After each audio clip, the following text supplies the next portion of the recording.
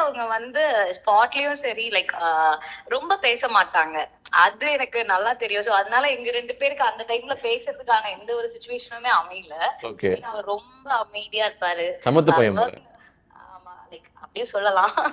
But வந்து அந்த work அப்படின்னும்பொழுது அவரோட 100% குடுப்பாரு. ஏன்னா நாங்க ஸ்பாட்ல பார்க்கும்பொழுது வெற்றி சார் என்ன சொல்றாங்களோ அத அப்படியே காதுல வாங்கி ரொம்ப ஓகே. பொறுமையா நிதானமா இந்த நான் அவங்க கூட ஒரு ரேப்போ யாருக்கு இருக்கும் அப்படின்னு பாத்தீங்கன்னா கென்னும் டிஜேவும் வந்து ஒரு செம காம்போ. ஓகே. ஓகே. அது வந்து ஒரு பியூட்டிஃபுல்லான ஒரு காம்போ.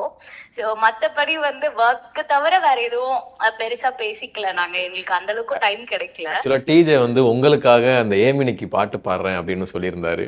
அட பாவி. ஐயோ இதுல ரெக்கார்ட் ஆப்ஷன் கூட இல்லையே. இல்லன்னா நான் ரெக்கார்ட் பண்ணி வச்சிருந்தேனே. ஓகே. O please.